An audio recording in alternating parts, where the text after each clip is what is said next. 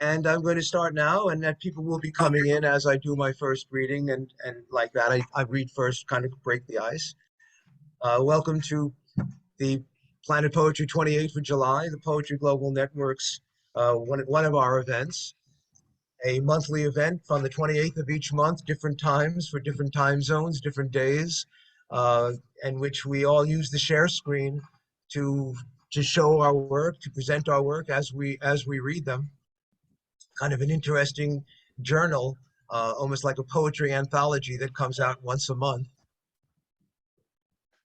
And I'll begin by introducing myself. I am Mark Fishbein, a native New Yorker. I'm sorry. Okay. Usually I don't put everybody on mute, by the way. If if there's a lot of ambient noise, then I'll do so, but I don't mind hearing people breathing and things like that. But if there is some ambient noise coming from you, I appreciate if you do mute. Okay. So I'm a native New Yorker. I graduated CCNY in 1971, followed by maîtrise at the Sorbonne in Paris. I'm going to have to mute everybody. I'm not sure whose sound that.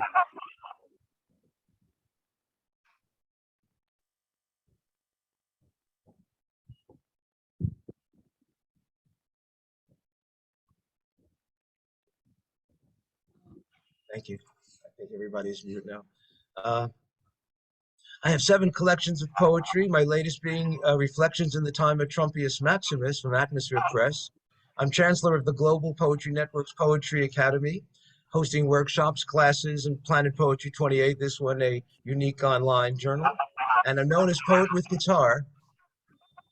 I will not be playing guitar today. Instead, I'm going to be sharing some poems more in a social kind of a theme. And I'll start with an apology called Baby Boomer. In the 60s, I sang I Ain't a Marching Anymore as the napalm spilled in Vietnam and raged in the streets to the murder of Dr. King. But all things settled down, the disco and the roller skate. September 11 of the new century, how few men it took to shake the world. I'm going to stop the share a second and have to mute everybody. Yeah, I'm sorry.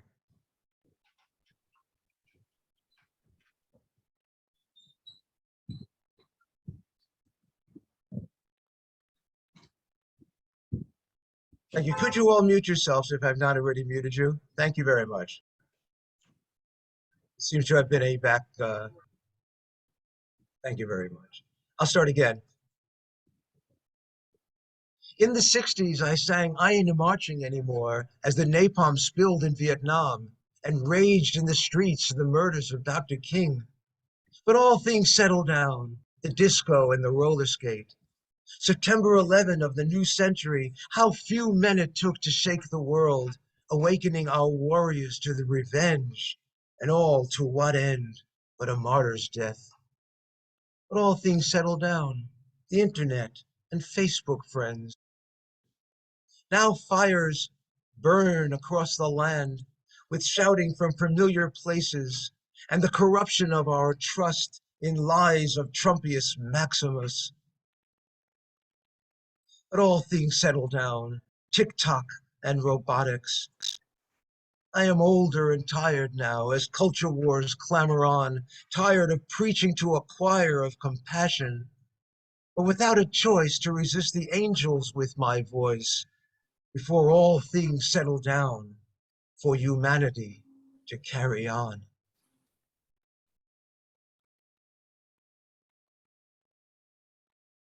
Death does not become them for the 19. Do not tell of God's or nature's plan. Do not send psalms of heaven's exaltations. It is grotesque to be murdered so young. Death does not become them. Bodies unrecognizable, blown apart, faces roar as sausage meat. Our hearts, our fists, pumping grief, death does not become them.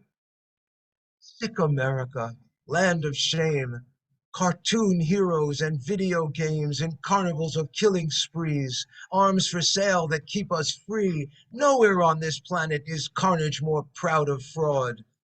Death does not become them. America lost its innocence long ago, lost in bribery to thoughts and prayers, for children martyred by machine guns in playgrounds and classrooms, and death will not become them as we wail at this cancer on our shores.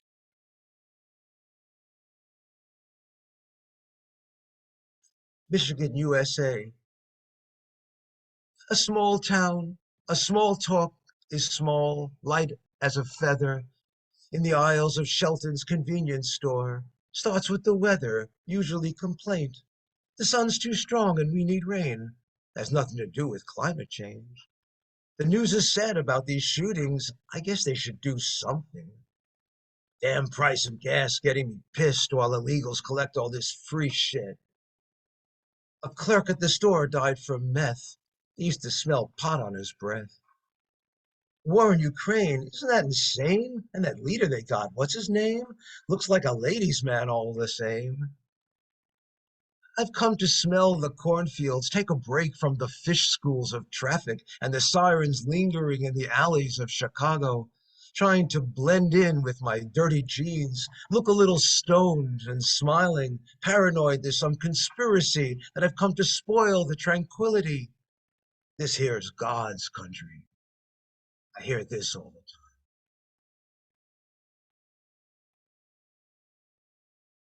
American exceptionalism. Of course, our famous Second Amendment, a well-regulated militia being necessary to the security of a free state, the right of the people to keep and bear arms shall not be infringed.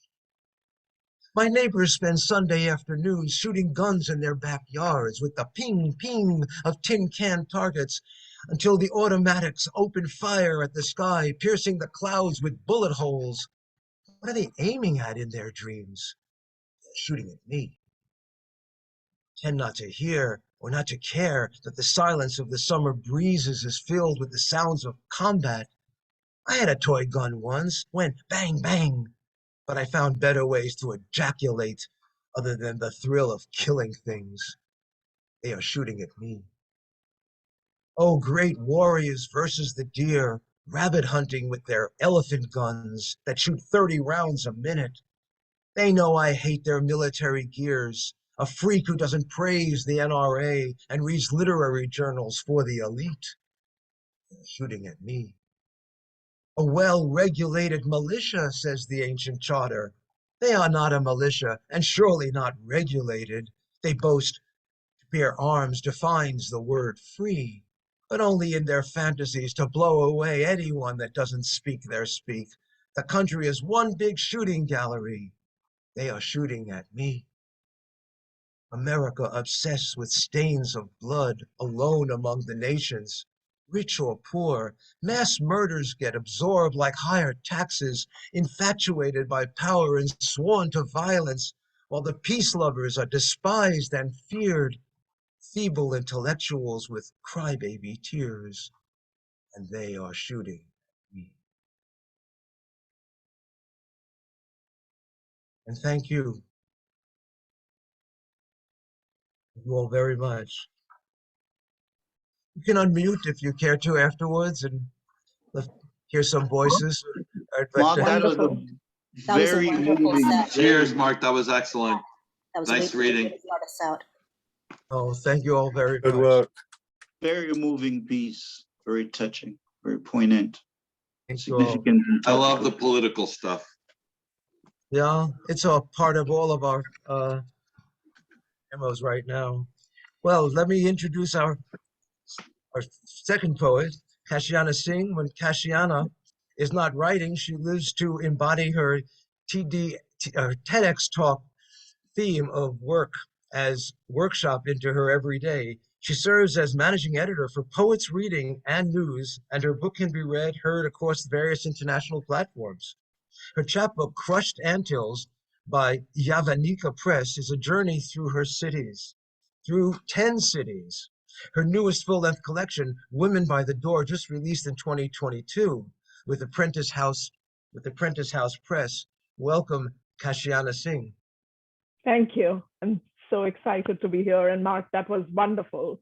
The juxtapositions were just fantastic. So thank you for bringing us there. I'm going to share my screen, Mark, if that's okay. Absolutely. 1 second. Let's get this.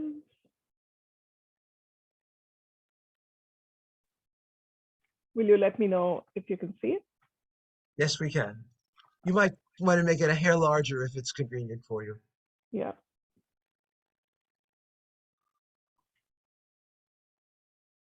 Actually, is that better? Sure, thank you. Okay, perfect. I'm going to jump in and I'm going to read. I'll take a second to plug in. This is my latest collection. It's Woman by the Door with Apprentice House Press. I'll post a link for anybody who's interested. And Mark, I posted in the chat. My TEDx talk was on the theme of work as worship, and that's really what I kind of live and my mantra. I wasn't going to start with this poem, but Mark, with what you led us into, I took a last minute decision to jump into this. And all these poems are from Woman by the Door. The first poem is Country. It isn't necessarily about the country United States of America. It's about countries. It's also about my home country. It's about countries across the world that tend to fail us at various points in time. Country. When did you stop listening to your own, become unwilling to look up into our eyes, look away from your own opiate limbs, look away from birthmarks on your skin, look away from the falling blisters of your eyes? When did you become so lazy that you let the claws of your feet burrow deep, trapped in your own blemished ground, unmoving even when being eaten alive by the blooming anguish of your people, by odors from floating carcasses of your soul, by the waves that beat against the sunken scales of your ghosts, by sordid drippings of pleas fleeing your own mouth? At this very moment, I am a lighthouse standing in watch.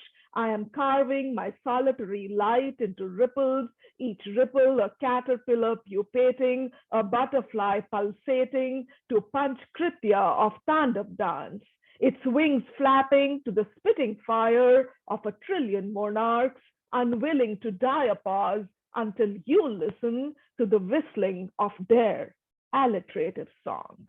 They will circle you into an orchestrated garland, evacuating your cauldron of prayers and pledges until you hear their buzzing silence. They will drink incessantly of your matted milkweed. They will churn intemperate until you hear anew.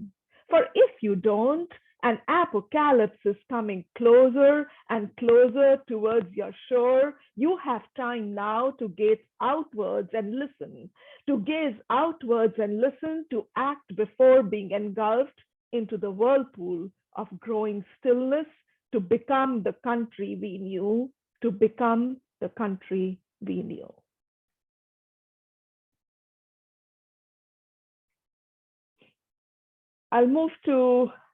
I'll change a little, and this is a poem called Becoming Planets after Greta Thunberg.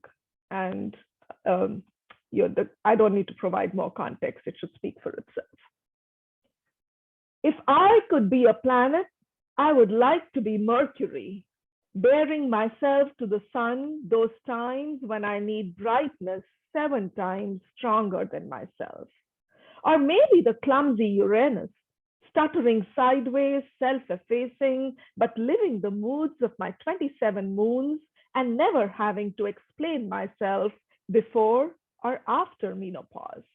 I have even speculated Mars, read in the face evidence of my travails receding further into my atmosphere. I would mock the men who stumbled for oxygen after kissing me. Well, maybe Neptune is who I will be. Distant, forlorn, and cold to touch, icicle inside my craters as I place centuries of black holes, no one to fault my goddess. I am a planet, though, as every woman before. I bleed myself hollow, I swallow my volcanoes, I spin for all before me who were dwarfed. I draw orbits around names of all our departed souls. I weave a Kuiper belt with the fallen ringlets of my hair. I gather our screams till they pierce through the veins of these stars. I repeat all of the above. I rotate, I revolve, I burn, I am born into the firmament above. I become my solar system. My tears crystallize into brooding planets, swaying to the blah, blah, blah of a flawed earth as it still manages to trudge along, becoming planets. And for those who didn't catch that, the references to Greta's speech where she had mocked the world leaders with the blah, blah, blah of trying to do something about, about our ecology and environment. Mark, I'm looking at the clock. Do I have time for one more? Yes. All right. I will take, this one is a poem. The Woman by the Door is divided into a couple of sections, and this is about grief and death. I'll enlarge this. I forgot to do that to the other one. That should be better. Just a process after all. The hustle of the 5 days after you, they prescribe 10 to 30 days of mourning. The completion of mandatory actions like curdled milk, ghee, oil lamps, candles, pristine sheets, tilted tears, jasmine-filled condolences, food and guests. Your hands placed in the position of prayer as the floor was sprinkled with water, purification, release, rebirth. Meanwhile, a forgotten notebook still open at your desk, your baritone voice barely gathered inside the cold walls of an urn cannot bring ashes home or keep the urn in your room. Ashes don't germinate life, ramification, release, rebirth. I feel you. I feel you almost grinning at the edge of the polished rim before the brass vessel bobbles away into the setting sun. The incense burns, sandalwood. Did you promise to reach me as soon as you arrive there? We gather at the dinner table, extended family and all. Purgation, release, rebirth. Today we serve Rajma Chawal. Tomorrow is chicken curry day, exactly like you relish it. Marinated overnight, well washed, clean. I wish you could hear them asking me if I would write something about the process of putting away life. I wish you would come back, turn around for a day so I could grab one soaked drop of your voice and nest its vibration within my ribcage, salvation. Thank you.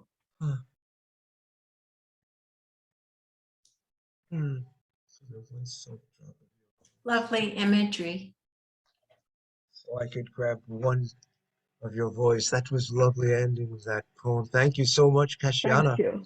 Thank you. Thank you for for sharing listening. that indeed. No, that was a wonderful read. Our next poet or two have not shown up. So it's Bilkis Moola will be reading next. And Bilkis is from South Africa. Her journey as a poet commenced with the publications of her first collection of poems, Wounds and Wings, a lyrical salve through metaphor, towards the end of 2013. Her second collection of poetry, Ebb and Flow of Love, was launched in 2020, with her third collection of poetry, Footsteps and Shadows, freshly published and launched at the beginning of 2022. Bilkis Moola has evolved into a voice that has been translated into Spanish, Hindi, French, and Polish, and her poems generally received in poetry magazines, reviews, and journals, as well as virtual poetry readings and performances. Welcome, Bilkis. Let's all mute for her as she reads. Thank you. Right. Thank you. Right. The gravedigger. His attempts to clutch at life were met with futility. He lives in sweet, sour memories of the passage of youth that had faded. The gravedigger digs his hole, life buried, when his achievements rattle in a skeletal frame of nothing. His life had ended with regret and desperation. Like a fiend, age creeps too soon for retribution. Death draws closer.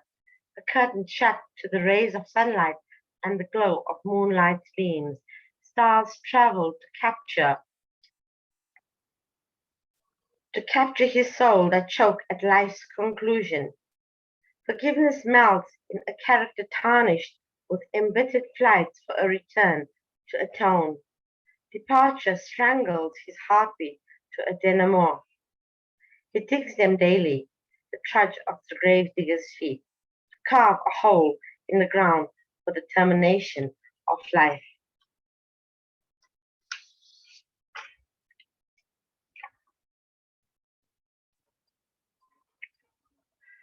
Anticipating the blush of sunrise, she scours the fiery sunset, flames of wrath at the end of a fierce day. In anticipation, her heart ignites a luminescent transformation where hurt simmers to a dull ache of drowned memories. He was her son, in anticipation of a future, beckoned in prayer for days swathed in love. Hope swelled her heart's passion in anticipation for dreary days of loss and longing to end. Anticipation grieves the forlorn self, lonely crumbs scattered on pavements when her eyes seal pain in footsteps trudging through a bewildered mass of people thirsty, a thirst for the death and decay to end. Hope filters in her gaze. The blazing sun settles in dark skies of nightfall's oblivion, with the dream of anticipation nestled in a feathered pillow of warmth, nurtured in the comfort that the anticipation of dawn will ignite the blush of sunrise in a smile.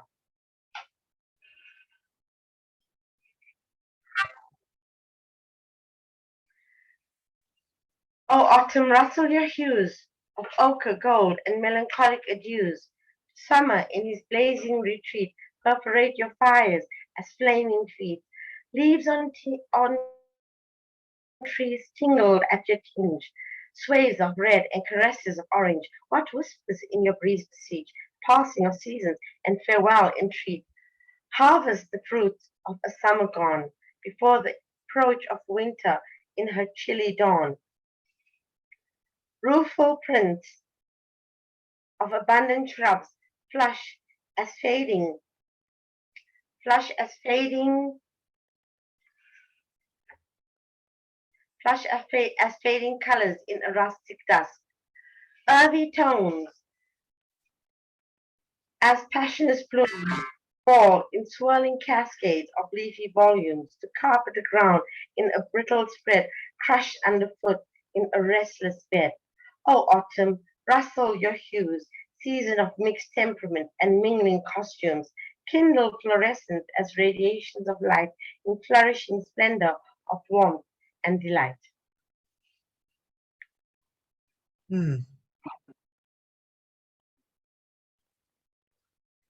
Thank you. That was really lovely. So many great lines in there, as in Kashiana's. I think one of the great things of this event is that I'll be posting it on YouTube, and we'll have a chance to come back to these poems and give these lines a little bit more time. I think great poetry is as opposed to prose where you want to get people to turn the page to keep into the story. Great poetry wants to keep you on the page, and a lot of these poems I think we want to stay on the page. So it's it's like that. Unfortunately, so Lowen, who is going to come, just contacted me, and he doesn't have internet right now. So we'll move on next to Elizabeth Black.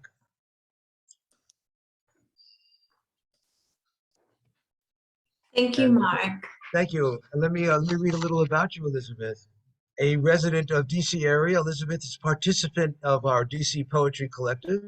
She's been broadly published in many anthologies and journals, especially those focusing on haiku.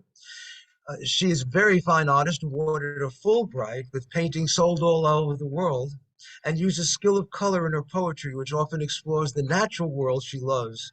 She's also a nurse in Mexico and Virginia for 40 years. Poetry is rich with sound and meaning.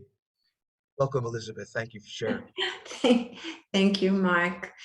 I'm going to share just some poems of this last week and a half. I just came back from traveling in the southwest of the United States in the high desert region. For those who don't know it, it runs about 5,000 feet above sea level, and then there are mountains above that. So it goes, it's quite dramatic, and it's primarily desert. So the first poem is Desert Light.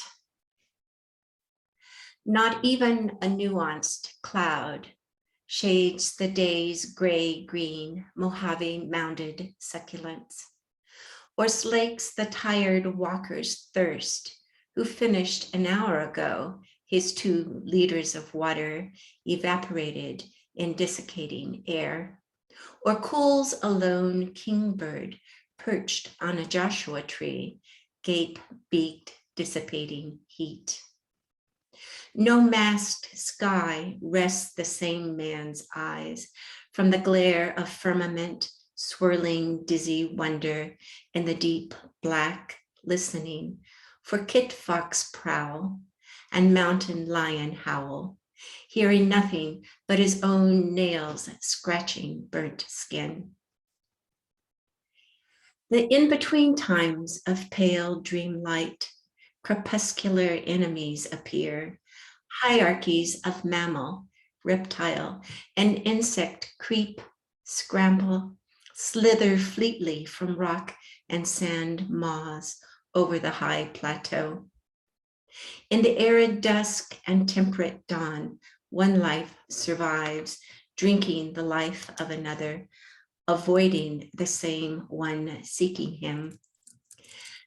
The man too steps into the liminal hours, pampered and cooled from his temporary burrow, to touch the full heat, to touch the dull heat, squint into the soft gray respite, sweeping wide-eyed the desert waging life. I'll put on my glasses, that'll help me.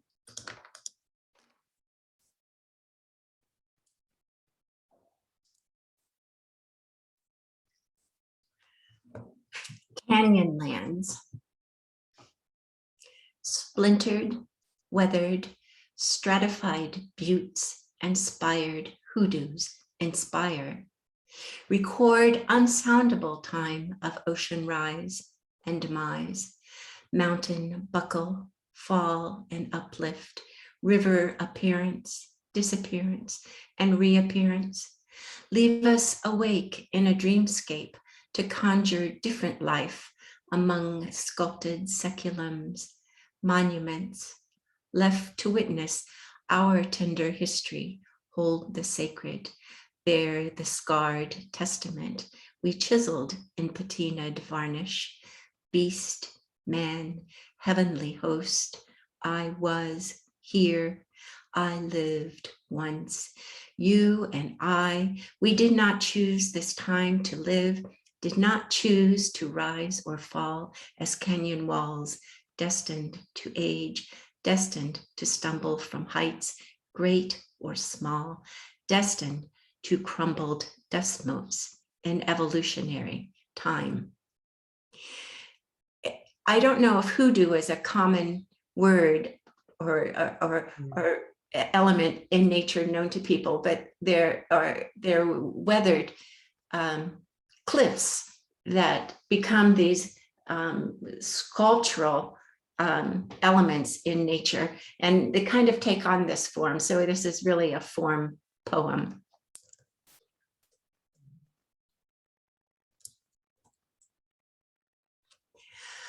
Mojave Desert Walk. At the far end of desert silence, in the vertigo of heat and light, we listened to the bare existence of daybreak. Hear a silent jackrabbit, tall, black-tipped ears twist one way, then another, veins dilated to cool the surge of rising sun, and hear the gambrel quail, plumes bobbing in the scrub grass searching seed. There, a whiptail lizard fleeing to creosote shadows, his flight leaving behind a slice of wind and a thin trail for us, standing anchored on kinkered feet, swollen inside our tired boots, ready to follow. Between there and here, the feral paths of rabbit, lizard, bird, and lose ourselves in sage scent, avoiding the stinging barbs of silver cholla. Eyes already burnt red, teared from sunscreen and day's dawning beauty. How is our time, Mark? Shall I stop there? I think that's enough. Sure, but that really just a wonderful journey for us to go to the desert with you. And as you painted with words, as you are a painter, you've painted with words that landscape. And I look forward to seeing these again shortly. That's just great. So many great lines in there. Some wonderful nature poetry too. Thank you. Well, our next poet has been seen a bit lately around in the open mics. Alexandra Psaropoulou, yes, I think. Doesn't matter, never mind. Thank you. Showing us her wonderful imagery with her guitar background from her husband, I believe. Is he playing tonight? No, he's working on the island. Okay. Well, if you've not seen any of Alexandra's work before, you're in for a treat as well. Alex, let me give you a little bit of an intro. She was born in the year of the Horse of Fire in Greece, where she spent many years living in the wild mountains of the island of Hydra. She attended St. Mary's in Wiltshire and studied European thought and literature at Angelica Ruskin College, Ruskin in Cambridge. She lived in Paris and New York before returning to Greece to settle. Her father was a renowned poet, an author in a successful publishing company in Greece. Her mother, a ballet dancer, as well as president of the dance union in Greece. She lives with her husband, a classical guitar soloist, and 4 children near the Temple of Poseidon in Sereno by the sea, and publishes her own visual poems on Amazon.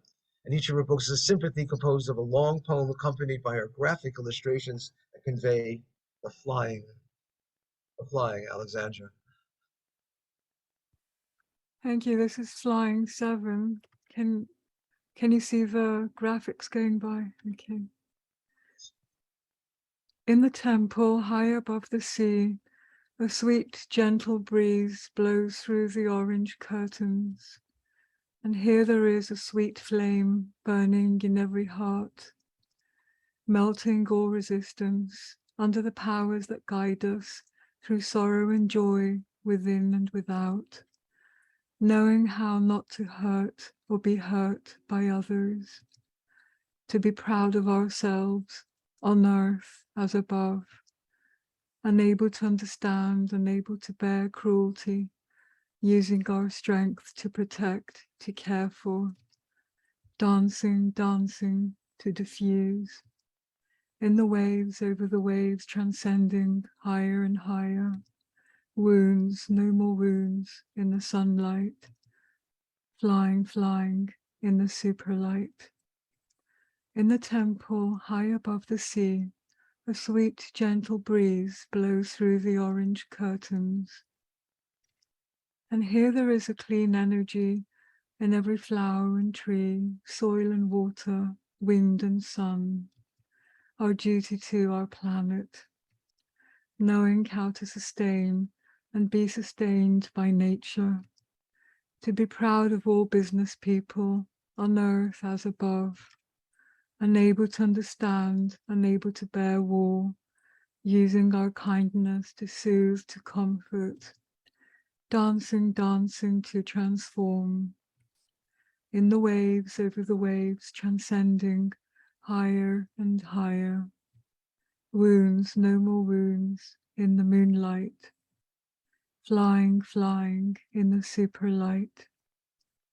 In the temple high above the sea, a sweet gentle breeze blows through the orange curtains. And here there is a safe haven for every child, woman and man.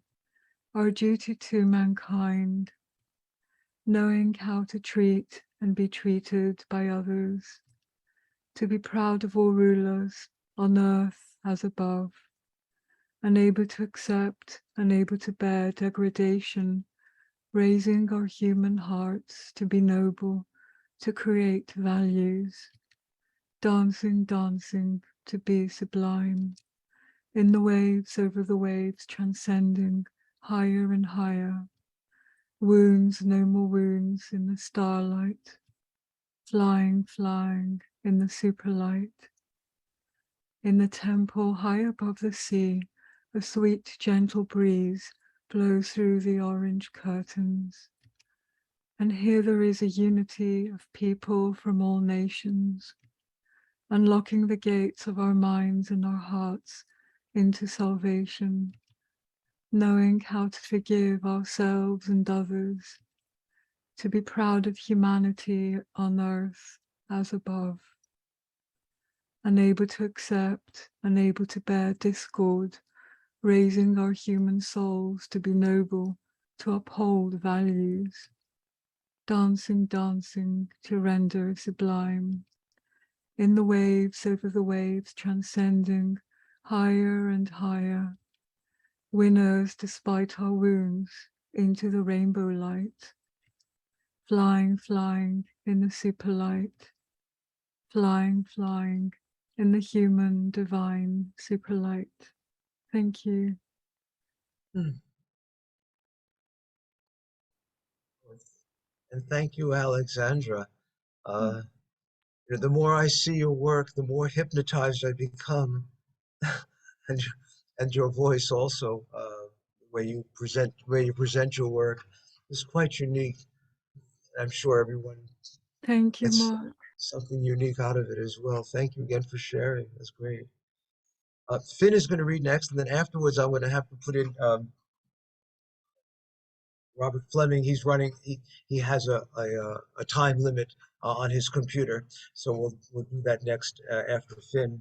First, let me introduce Phynne Belle, who is well known by most people who follow the Zoom scene of poetry. She's been involved in it for some years, and is part of the Poetry Global Network and on the XCOM as I am. Hard to introduce Phynne. She has so many with so many credits, but she's a San Francisco Bay Area poet, writer, host of the Poets Lighthouse, as well as which is now Parabola, and Fincabulary podcast Spotify. She had her poetry features in Postal Magazine's inaugural issue, beginnings as pieces including 2 poetry anthologies in 2021, 10 years of poetry in the Brew and Bronx Memoir Project. Phynne has 1 poetry collection out titled Some Days Here, and can also find her hosting our weekly events, which I will attend tonight. She's passionate about crafting events and poems to make literary arts accessible widely and has been very successful at it. A superhero of mine, Phynne Belle. Good morning, everyone from the San Francisco Bay Area. It is wonderful to be back here at PP28. It's been a long time, so let me go ahead and get right into it. I hope you could see my screen. Where is it? Right here. There we go. Can you guys see that? Yes. Awesome. Okay, sorry, all the way at the bottom. Should have brought it up. First, a few haikus. Butiki, common house lizard, inverted S-shape lands on table at lunchtime. Who is more surprised? Buwang, rhinoceros beetle, armored warrior, wings helicopter the air, charmed mini rhino. Paniki, Tiny fruit bat, furry, cocooned fruit, banana blossom, purple, wings play, peekaboo. And then this poem is called They Say Chill Out. They say chill out. Oh yes, see before you the woman you did not create, not Adam's apple pie, a serpent's delight. Do not blame the snake for the mother, for the downfall, this proliferation of the blame we all see now on cave walls scratched out. A habit to perfect and mingle into history predates the papyrus, then the spear, then the gun. Woman is the devourer of her regrets, her legs prized open for men to crawl inside, incubate as they dictate to her within her uterine walls. What is her own? Here they long to set up house with a deck of playing cards, watch in fascination as they collapse upon themselves and topple over, the queen still praying to stand atop the pile, flowing to the bottom, suffocated by the avalanche instead. She placed a call long distance today to ask her mama's forgiveness, already granted, but she craved in words hollow reassurance, willed the sensation as a hand cool upon her forehead, but she didn't know yet. Heaven doesn't take calls collect, doesn't reach back down to the living, doesn't care at all between the first war and the final breath. We are once pretty playthings collecting dust. The plastic still covers all the sofas and the carpet, yellow, cracked. She does not know what to do with them. She was taught to cast her eyes downward, turn the corners of her mouth upward, enclose lipped smiles. Meanwhile, suburbia frays at the edges. She will not walk the worn path anymore. Superstitions fill up each crack, and she steps over once, tries again. The gap you left between each stone to balance on briefly and mourn isn't enough to create the toehold, and she flounders, tips forward, now a PVC Dorothy prone in a damn field of menacing poppies.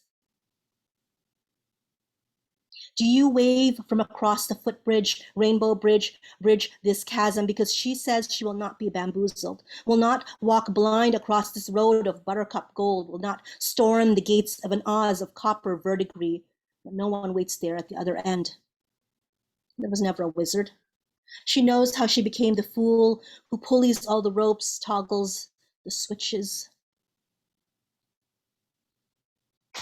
Was Babel always this tall, casting shadows as they all climbed it upside down? The prince never had it this tough, pulling on Rapunzel's hair, hard to make her cry out to please, please, now, desecrate her temple tower.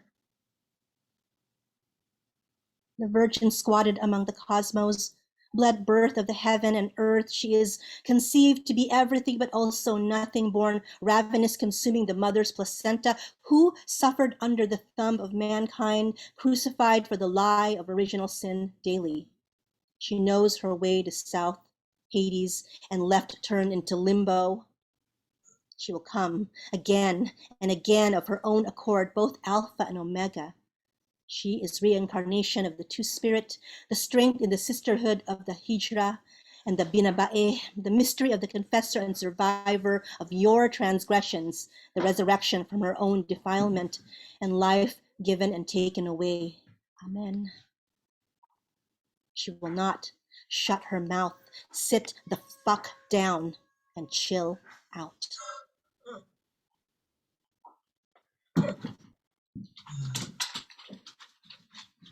Thank you. What an interesting direction that your poetry has taken. That's fabulous. I enjoyed the reading and the whole presentation. Congratulations. Very nice. Really. That's great. I've got goosebumps, just stunning. Thank you. All of these graphic works. Thank you, Phynne. That's a great direction. Well, Robert, are you there? I see I don't see you. I just have your image. Are you able to do this, Robert? Hello? I know that Robert had left me a little message there that it was having he was timing out or some sort. Okay, Robert, if you come back, we'll do so, and then we'll just move back to our original uh, uh, uh, uh, schedule here, which after Phynne was Gustav. Hi, Gustav Sallas. Gustav preferred a very small and unmodest bio. He's a performer, poet, and political activist living in West Palm Beach, Florida. And let me get your things on for you.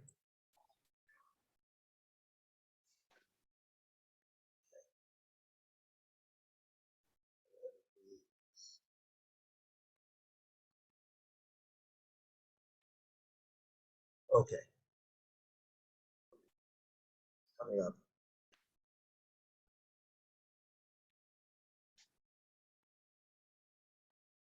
Thanks for your patience.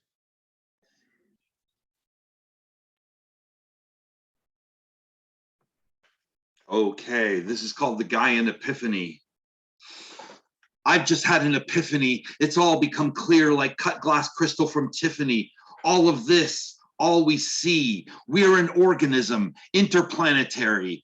God, we're Gaia. We're chaos born. We're not some womb from which we're torn, but rather we're one single entity, one world of infinite diversity. E pluribus unum is one way to put it. And until you see it, your third eye's hooded from the beauty of this revelation, for you must see the implication. Sex, race, religion, these are artificial memes. And by dividing, we've conquered our own higher dreams of evolving into the Gaia mind. Or you're willfully choosing to be blind, then you devolve to become what you believe. Outside this hole, as you perceive a parasite on this earth, our host, you always hurt what you love the most. Father, Son, and the Holy Ghost are patriarchy's highest toast, and monotheism's predicted a disaster. But our destiny we must master, and our higher minds illuminate that ours is Gaia's fate. The tree of life you must not kill. Love and do what thou will. As above, so below. Love your mother. Let it grow. Let it grow. Let it grow. Let it grow. Let it grow.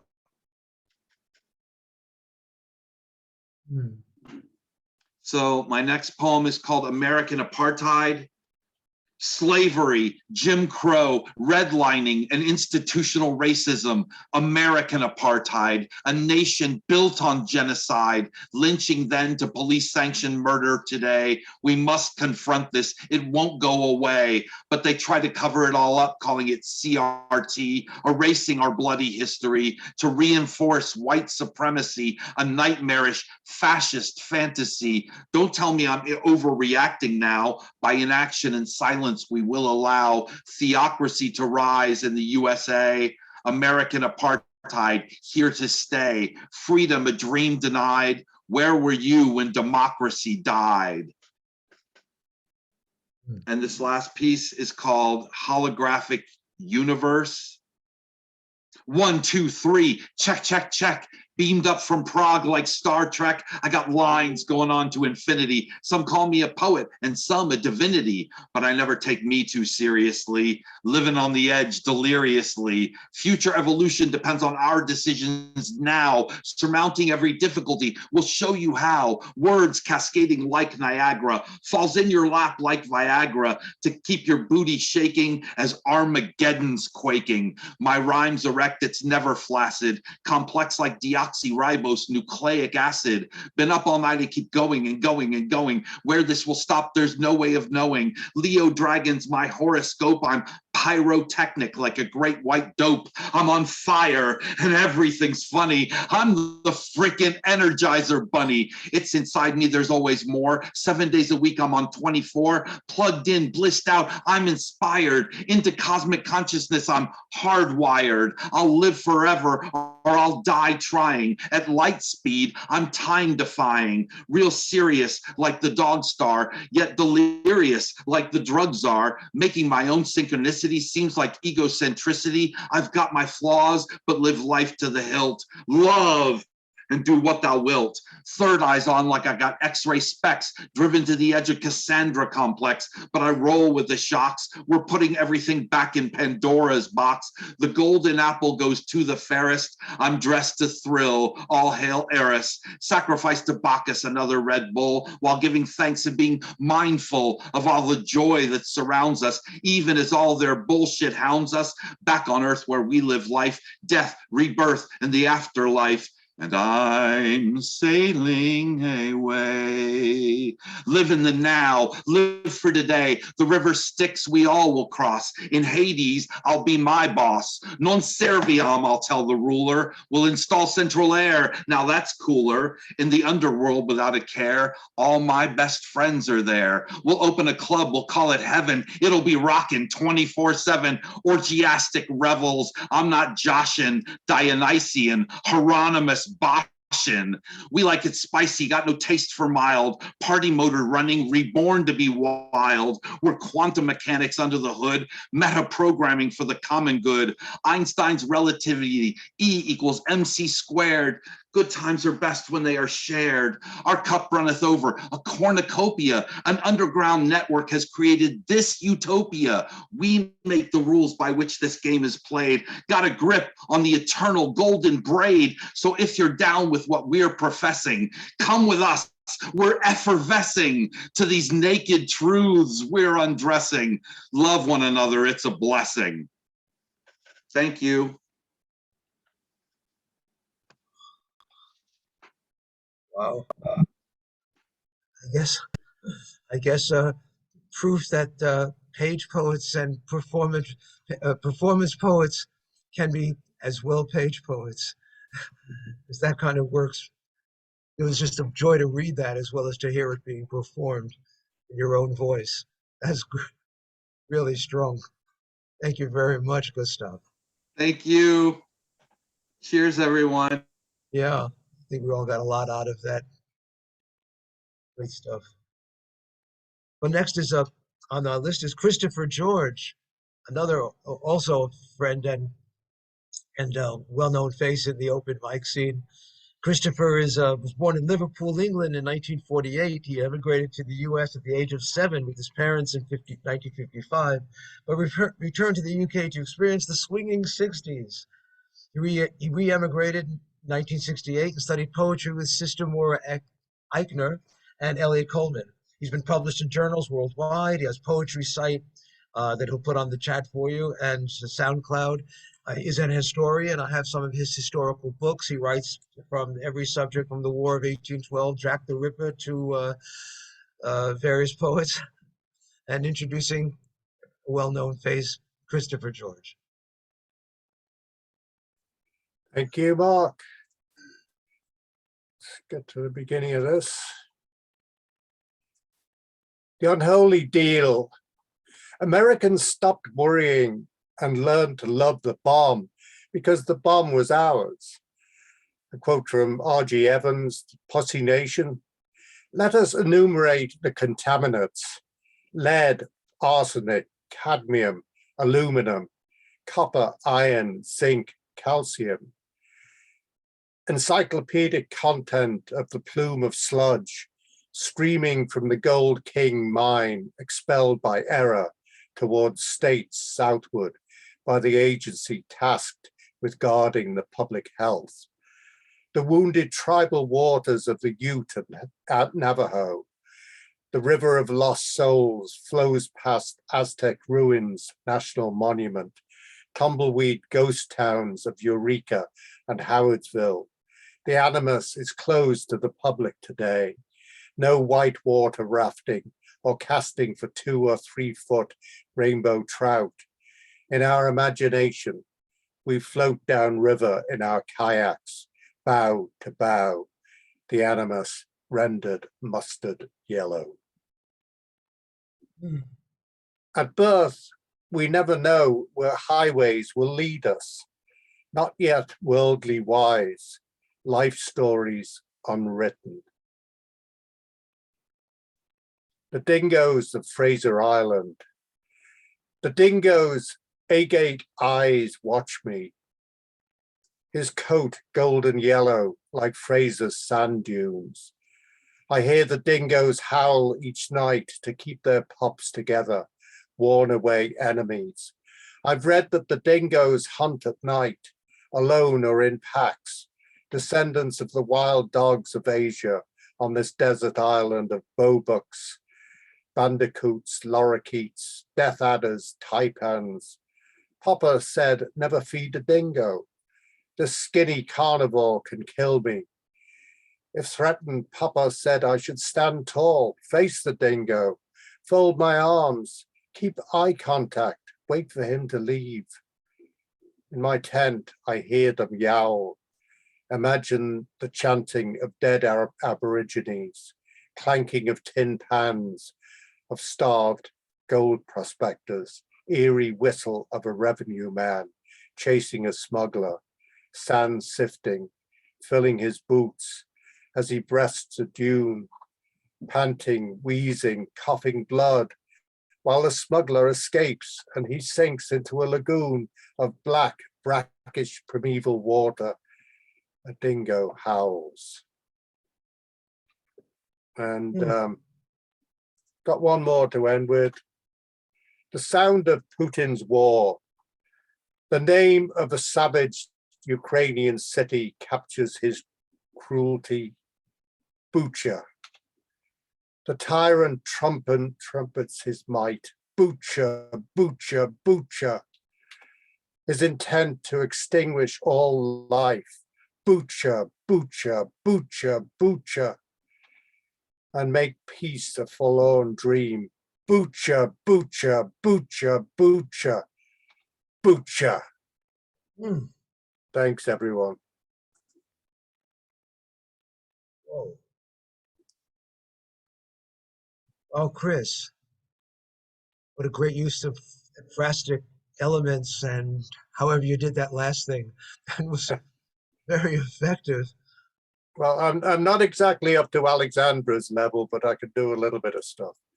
But we have to keep on learning and going forward. But that's you certainly have come. I mean, since I first saw you, all of our styles has evolved on this platform, and we're seeing from Phynne and from so many others, this kind of advancement. It's wonderful.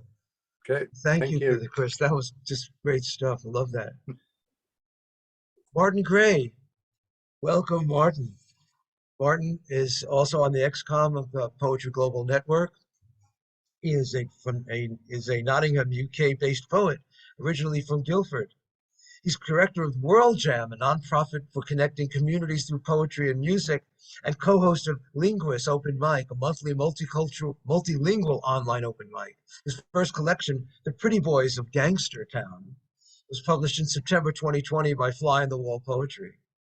He has performed extensively around UK Midlands and as far afield as Berlin, Glastonbury, Edinburgh, including the BBC Edinburgh Fringe Slam and co-running of Edinburgh show A DIY Poetry Fix in 2019.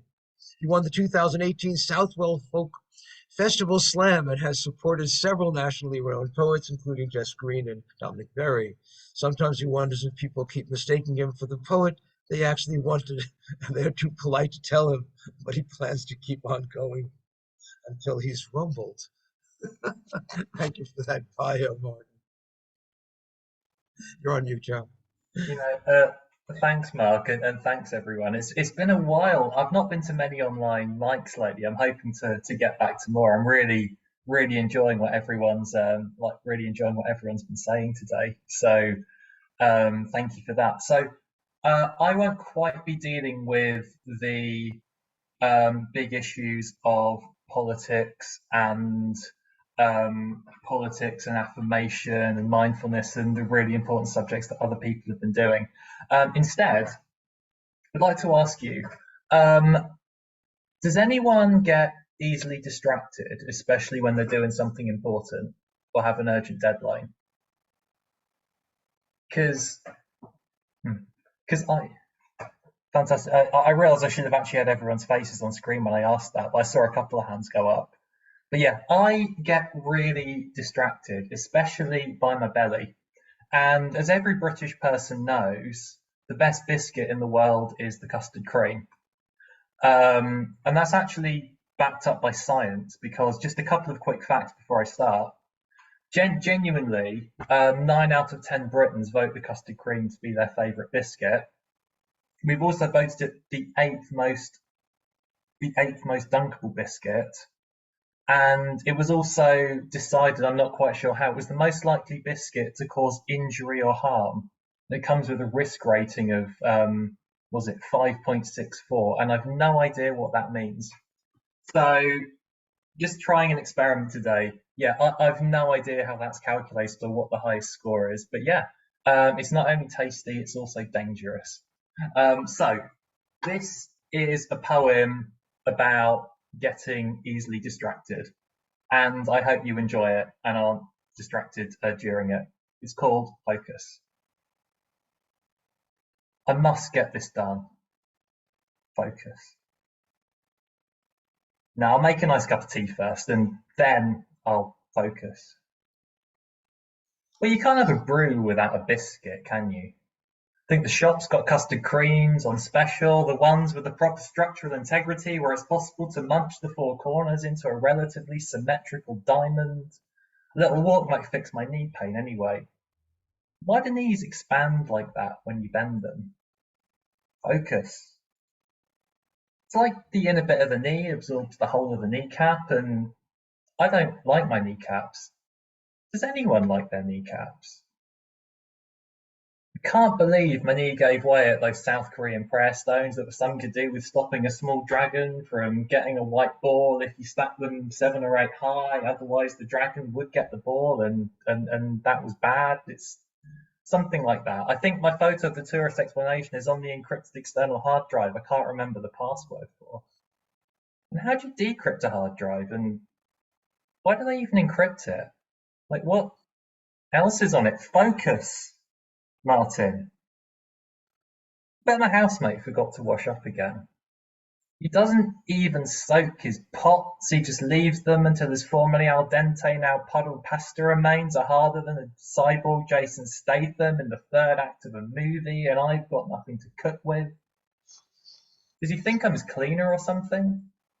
And he's only got those rubbish rich tea rip-offs that spontaneously combust when they get within 10 feet of a cup of 30-second brewed Thai. Why even buy a biscuit you can't dunk? They are champion dunkers, custard creams. I should get in touch with the Korean woman I met in Seoul. We had a great time with that tea room where you had to leave your shoes outside. I think we're still Facebook friends, but she's not liked or commented on anything since we met, unless it's culturally important for me to go first, a bit like how everyone asked me how old I was, so they knew how to address me. But then I guess I probably shouldn't have kissed her. Focus, Martin. I probably shouldn't have kissed her when we were smashed on Soju. She must have felt like she was trapped in a malfunctioning car wash, but also didn't back out of it, even though she was leaning against the wall, but she didn't push me away either. So focus, Martin. She looked amazing in that purple dress. Focus, Martin. Don't check that text. When you send a text these days, it's probably a few more grand in PPI or whatever compensation from a loan I never had, from some vital approaching deadline I thought had already passed. Maybe I could claim it all anyway. I might end up as the 7,209th richest person in Britain and lose the financial need to get this done. She could steal military secrets with legs like that. Maybe she is a spy, like one of those Russian spies, but Korean. I'd be rubbish at keeping secrets from a Russian spy. Maybe one of my friends is a spy and she's tracking them through me. Maybe she wants my hard drive. How do you find out if someone's a spy? She might be up for it though. We could sell stolen secrets for a small fortune and scarper to a country with a non-extradition treaty. Brazil never used to have one, or Ecuador. I think that's where Edward Snowden was headed before he got asylum in Russia, I think. Focus. I sort of speak Spanish. That'd be fine. We could open a cafe, call it Cafe de Kimchi or something. We could sell those massive custard creams. Focus says they're all in my local if I change my mind. I can't sip beer in the sun with my mates. I must get this done. Maybe one soft drink. It's only a minute past the shop, and a walk could be good for my knee anyway. And I do need some custard creams. Thank you. That's I hope you weren't too distracted by that. I'd say I was very focused. Thank you. Charming. Oh, sorry. It was charming. Yeah. Thank you. It's they are really good biscuits if you've not tried them. A bit like Oreos, but better. Yeah, just to say, I co-run an open mic called Linguist. The next one is on the 6th of August. It's free entry. It's multilingual. I'm just dropping it in the chat. So if anyone wants to come along, all the links are there. So thanks, everyone. And I really look forward to everyone else. Thank you. Is that what we refer to in this part of the world as British humor? If you call it humor, that's very flattering, Mark. That's great stuff, Focus. Yeah. Well, thank you, Martin. Thank you for joining, and welcome back to the scene. And next is Lacan. I had actually passed over Lacan. Lacan, are you there?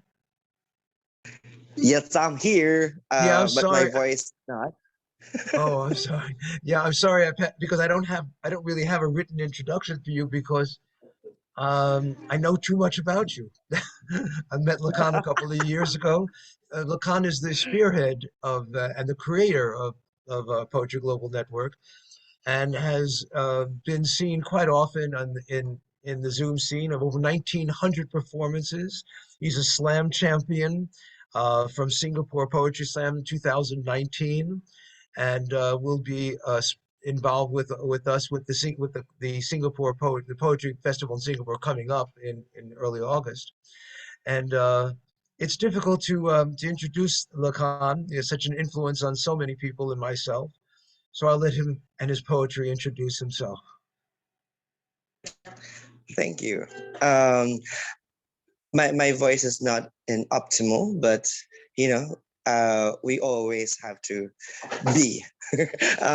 So here we go. Magandang umaga. Good morning, everyone. It is 12:10 a.m. in Manila. I am from the Philippines, and I am part of the Poetry Global Network. So I will fishbein because we have a joke in PGN where fishbein is a verb, a noun, and an adjective. So I have two poems for today. The first one's called, oh, sorry, do you see this? Yes. Okay, so the first piece is called Quiet, Quiet. If my sorrow is your happiness, take it by the hilt of your smirk. Sink it lower than the memories you'd steal the fantasies in my smiles. Like it was a gift you'd only lend if grief would take me at the end. Does it give you joy to wrap me with loneliness, discard me, to be tied with a stab of goodbye I did nothing to earn, but you made me deserve a bet to be in debt that barred me to move anywhere but here. In the recollection of being unable to collect the loss, I willingly threw myself in. An agony of letting you shut my feet like a penitent purgatory. If my slavery is your freedom, shackle my crime of loving you. Closer to your unconquerable liberty of chaining my hope to your greed on the walls, imprisoning my fate, independence of your just this. A just is the only option your pride can allow me. A convenient selection being lucky enough to be there. When being no one was your everyone, I am a happenstance of your nothingness. You took everything in me, even the ones I did not know I had. But even my void, you intended to possess. The absence of my resurrection, I bequeath you my divinity. But you even snatched my mortality. If my end is your beginning, then string my deaths like a lie. You'd love to believe like it's a gospel, read by the unready of guilt. Less is what you've memorized of me. And I always had faith you were more. Cowardice stays in a purgatory you made for the we that will never be. It's stuck underneath the choices you'd willed to forget. But this, me, and the questions you'd pray for me to live in every day. My payment is my ruin, to row in mute like a spirit who haunts itself with maybes, flailing into seas where no one sees how I cease to appease you. Silence is your pleas for a please. That is your treatise, to tease my knees, to beg these queries, right? Right. So I write. Maraming salamat. Thank you very much. Okay, second piece. This one I wrote in a workshop, I think 2 weeks ago. Sorry. It's called Traveling to LHR. People do not know what LHR stands for. It is the IATA code for London Heathrow. When I look at us, brown becomes nothing but a passport to be stamped, stomped by mentality. Too colonial, we become the paper cuts of twangs, bleeding our tongues to twist backwards, inwards to a slave's history, glorified like a chocolate can melt identities, bending to churn, be an Epicurean colony, to live inside our bodies, drenched in visas, too delectable, it mutes our equatorial jaw, to slide a pretentious breath, to breathe between the lisps in our lips and the prong on an aphthong, clenching origins, like a gastronomic entree, winged with metal jackets, strapping each trapping plastic to be slipped in, to assimilate a cocoa mouth with milk, to glutathione a facade deemed dirty, too hued, too shaded. Being exotic is a culinary journey, to be less earthy, not coursed. We become palatable, palatable, to be served beyond airports that welcomes bones at the gate without its own marrow. The West says hello. Welcome to Heathrow, Lacan. Maraming salamat. Thank you very much, everyone. Woohoo! Wow. Well, welcome to Heathrow indeed. As I understand, you're all moving to UK in a short period of time. That was just too many images at once. It's too good. Thank you, Lacan, as usual. Good stuff. Well, a nice handful of poets have contacted me that were going to come and could not make it in the last minute. Vinita Agarwal cannot make it right now. She's unfortunately in transit in India. So our next poet is Lennart Lundh. Lennart is currently living in Chicago area as a poet, photographer, historian, and short fictionist. His work has appeared internationally since 1965. And having showed me the list of where his work has appeared, it's like a telephone book. So rather than repeat them all, he just was too modest and just left it at that. Well, thank you for that. And here's some poems of yours, Lennart, that you asked me to share for you. Thank you, Mark. It's not so much a question of modesty, although that's part of it, It's that if you don't like what I'm reading today, it doesn't matter what I've done in the past. This is the litmus test here. 3 Heibund from my April annual April charity chapbook for the St. Baldrick's Foundation.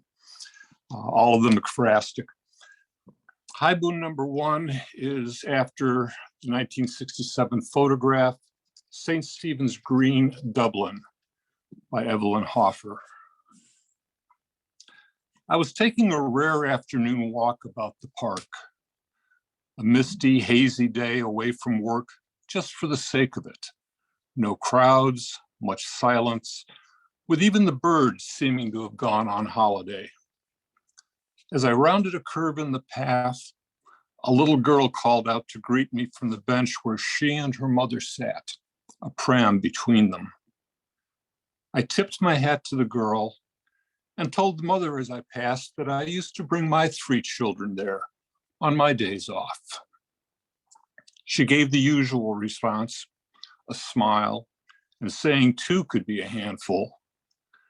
We all wished each other a pleasant day, and I continued on my way.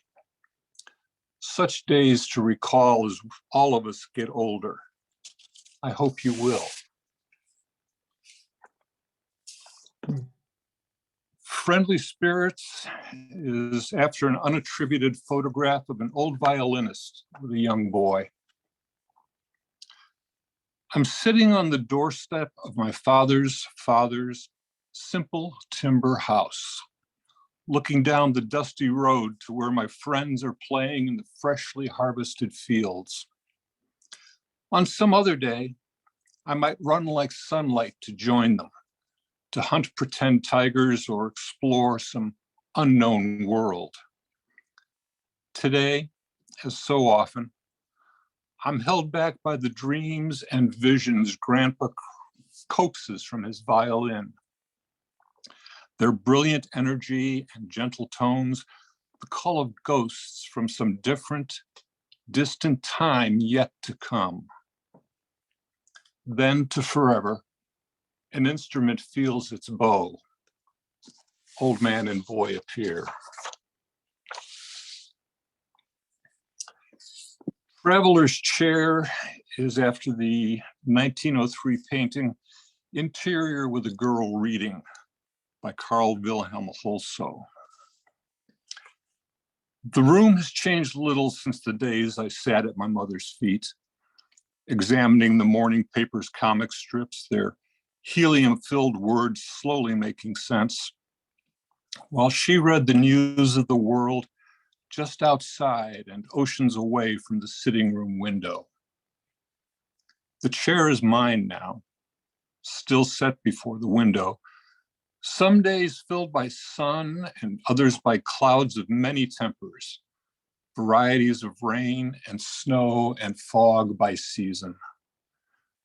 I sit as my mother did, grounded by the familiar things around me, but also separated from them by the thin thickness of a lettered page.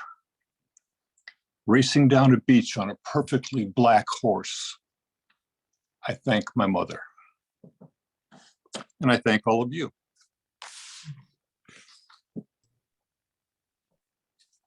And thank you, Lennart, for sharing that rather seldom used form, Japanese form, the Haibun.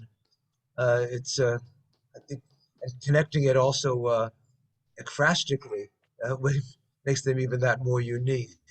And I think they're all very successful and they do work. Thank you. So we'll include that in your biography next time. It was quite good. Thank you. And next is Martin.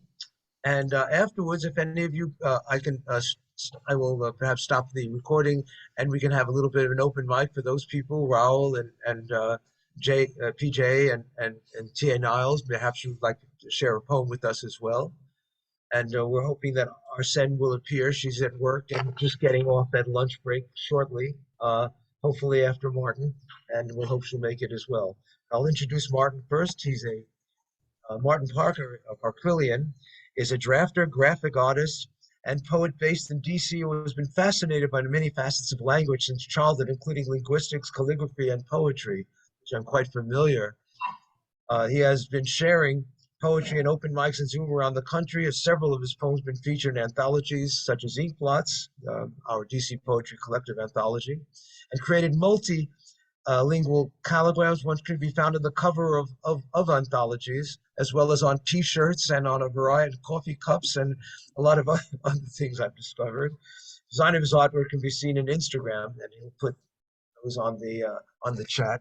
And this actually is one of Martin's, you can see that, one of Martin's covers, and it's about poetry in about 50 different languages and a wonderful calligraphy. Martin. Thank you so much, Mark.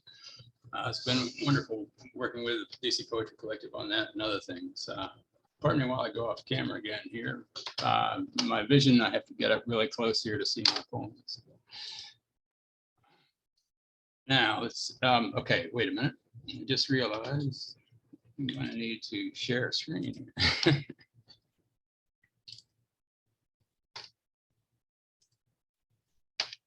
Okay, there we go.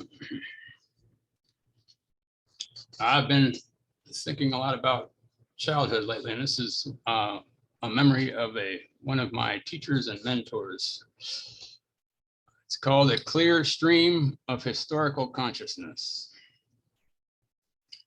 In later days, I remember the scent of night blooming cereus on the porch that crawled along the side of your house, extravagant petals in the light of a torch. We'd pass on the way to the 6-car garage with a door at the back that led to the stairs of a second story that housed your books, the site of friendly evening affairs. While I'd explore tomes on Quaker lore, each day you'd catalog only one book, collected at sales of local estates. You'd lovingly tuck each book in its nook. You found me a first-run Sanskrit text I used for my favorite college course.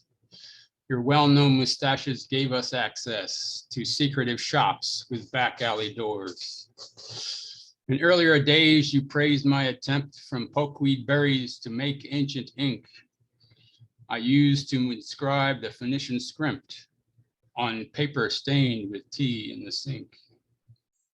In period garb, you'd lead tours of our town, like Fusey and Cope tell tales of how the village of Turk's Head became what it is, while wondering what they might think of it now. You cared for your mother at home till she passed, but then without warning, there came that sad day while reading beneath your favorite clock. Your spleen, which you never had vented, gave way. Your vibrant soul, not small like your name, was strong like a powerful, clear running stream that passed with charm through so many lives and flows through the depths of my heart like a dream. And this is in loving memory of Paul Rodeball, whose name can be translated as small, clear stream.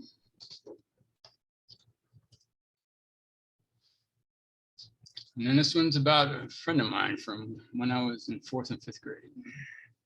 It's called Becky. So Johnny asked me if he could ask if Karen cared our club to join, which we had fun making logos for, like spy hats adorned with a star or a coin. And I said, sure, but the only way that she would join was if Becky could too. So that's how the 4 of us came to hang out. At recess each day, we'd find lots to do. Like singing or playing at make-believe, that we were explorers discovering jewels, or claiming popular victories where we were the heroes bending the rules. One day she let her pigtails down and swept her hair all over to the right, enhancing my dreams that she'd give me a kiss each day before we'd head home for the night. Then over the summer, she grew more than an inch and called me a shrimp when we got back from break. The 4 of us still were inseparable, though, till one day an invitation I'd make and ask her to dinner my parents prepared. while we would mind playing the keys in the air to tunes coming out of the stereo set, like she did for real in the band room with Flair. I finally got her to give me a kiss, a peck on the lips when no one could see, then spoiled it by saying I thought we should wed, while shyly she said she might not agree. And now she shares posts about her 4 kids and news of a granddaughter I'm glad to hear. Our lives have taken quite different paths. She's doing so well after many a year. Thank you very much.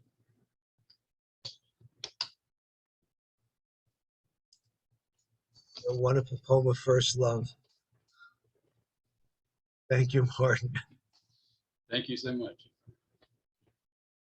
So, thank you all for this.